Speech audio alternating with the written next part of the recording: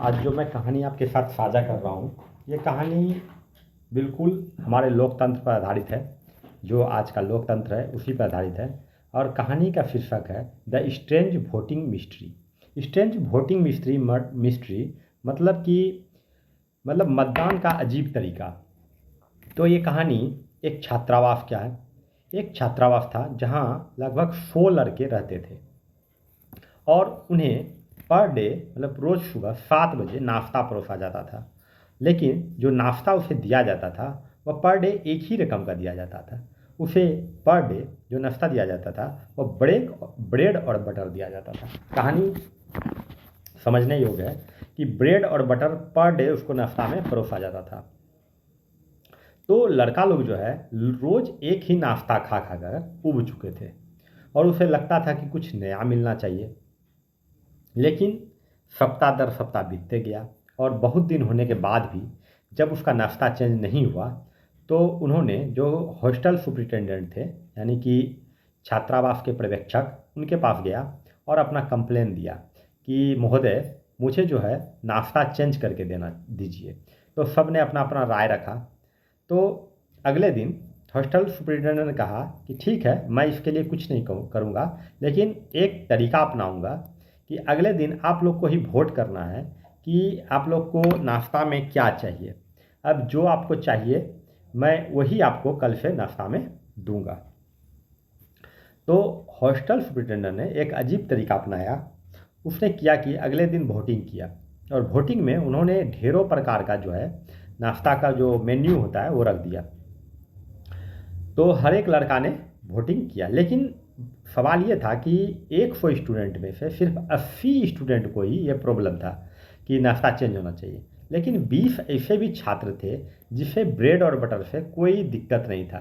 वह संतुष्ट था और ब्रेड बटर रोज़ मज़े से खा रहा था और वो सोच रहा था कि आखिर क्यों चेंज करना चाहिए, ब्रेड बटर मिल रहा है, अच्छा ही है।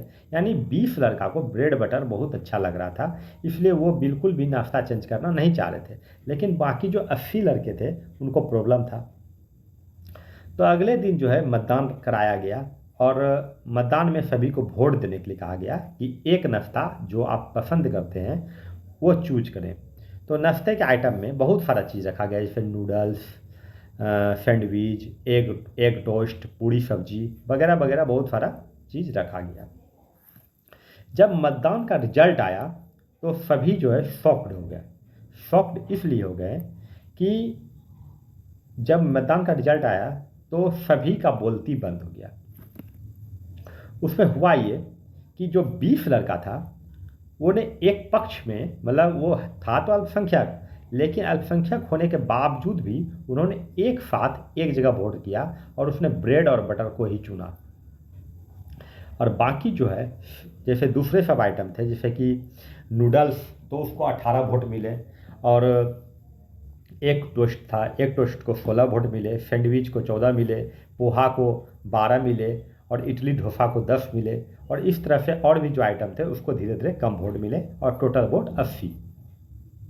और उधर 20 लड़का जो अल्पसंख्यक होते हुए एक साथ वोट किए तो उनकी वोट की संख्या पूरे की पूरी 20 हो गई।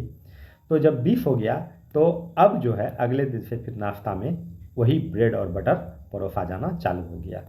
तो ये सब लड़का को अब एहसास हुआ कि हम थे तो 80 जनसंख्या में, लेकिन हम आपस में डिवाइड थे।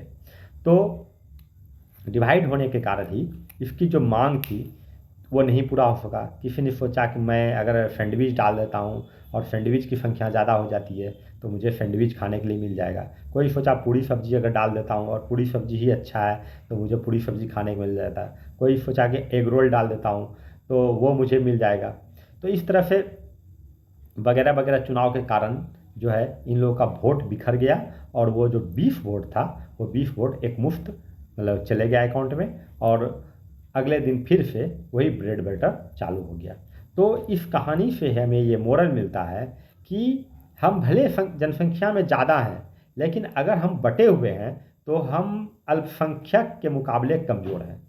तो ये आज की कहानी थी और आज भी देश में यही हो रहा है कि लोग जो ज़्यादा संख्या में हैं वो बटे हुए हैं और जो कम संख्या में है वो एक मुफ्त हैं और एक साथ वोट करते हैं, इसलिए उन्हीं की सरकार बनती है और जीत उन्हीं की होती है। तो ये कहानी हमें बहुत कुछ शिक्षा देती है दोस्तों। तो अगर आपको अच्छा लगे मेरा कहानी तो प्लीज़ लाइक और कमेंट कीजिएगा। Thank you.